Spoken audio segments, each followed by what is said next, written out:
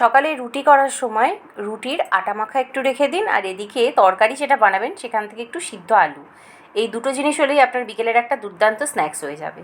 ওই সিদ্ধ আলুটাকে ভালো করে মেখে নিয়ে তার মধ্যে অল্প নুন, বিট নুন, চাট মশলা, ধনেপাতা কুচি, কাঁচা লঙ্কা কুচি আর জোয়ান ভালো করে দিয়ে মেখে নিতে হবে। এবার ওই যে আটা মাখাটা রাখা আছে সেটাকে নিয়ে একটা বড় রুটি বানিয়ে নিতে হবে। এবার ওই রুটির মাঝখানেতে অল্প একটু তেল ব্রাশ করে চারপাশ থেকে মুড়ে দিতে হবে রুটিটা, যেন ঠিক চারচৌকো একটা শেপ তৈরি হয়।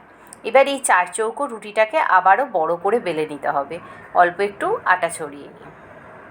এরপর ওই চারচৌকো যে রুটিটা বানানো হলো এর অর্ধেকটাতে ভালো করে ওই আলুর পুরটা ছড়িয়ে দিতে হবে, আর বাকি অর্ধেকটা দিয়ে সে আলুর পুরটাকে চাপা দিয়ে মুখটা ভালো করে সিল করে দিতে হবে।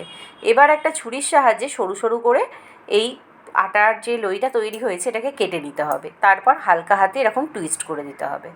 আপনারা চাইলে এই স্টেজে গিয়ে এগুলোকে ছাকা তেলে ভেজে নিতে পারেন। আমি এটাকে এয়ার ফ্রায়ারে 170 ডিগ্রিতে 10 মিনিটের জন্য দিয়েছিলাম।